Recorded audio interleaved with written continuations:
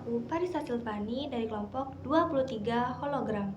Aku adalah mahasiswa baru Universitas Andalas tahun 2023 dari jurusan Teknologi Industri Pertanian, Fakultas Teknologi Pertanian.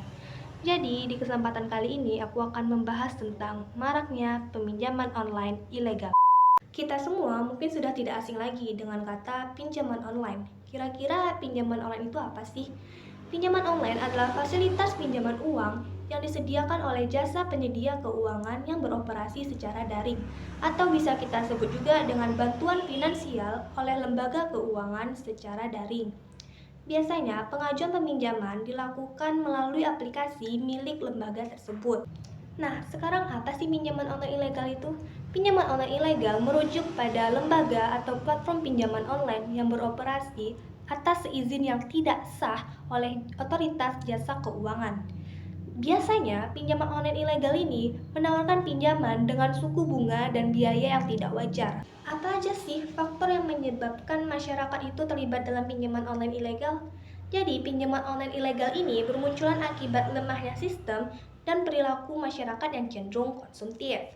Nah, pinjaman online ini menurut pengamat ekonomi yaitu disebabkan karena lemahnya regulasi baik dari sistem pengawasan maupun penegakan hukum terhadap perusahaan yang curang.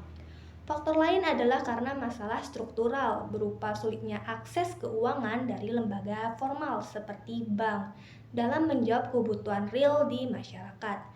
Literasi keuangan yang rendah juga menyebabkan individu maupun rumah tangga meminjam secara berlebihan dan cenderung memilih kredit dengan biaya yang lebih tinggi.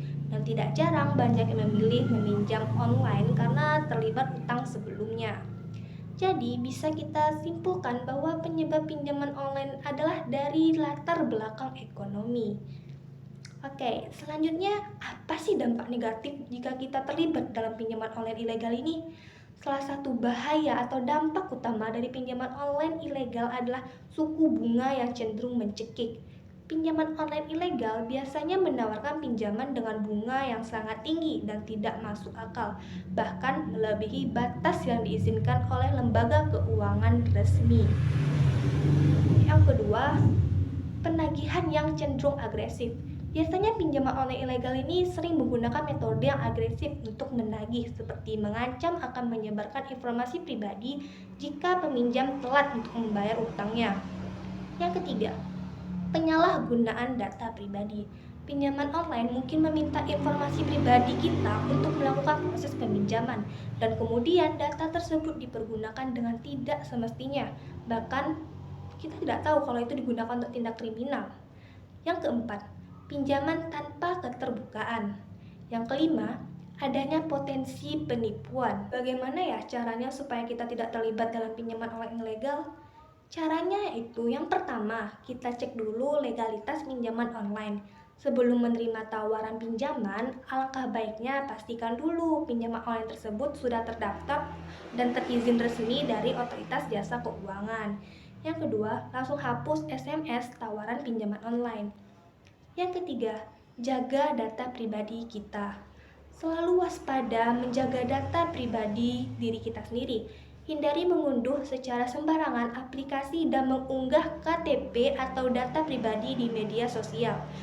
Hindari bertransaksi keuangan yang menggunakan jaringan Wi-Fi umum dan pastikan menggunakan lembaga jasa keuangan yang telah berizin otoritas jasa keuangan.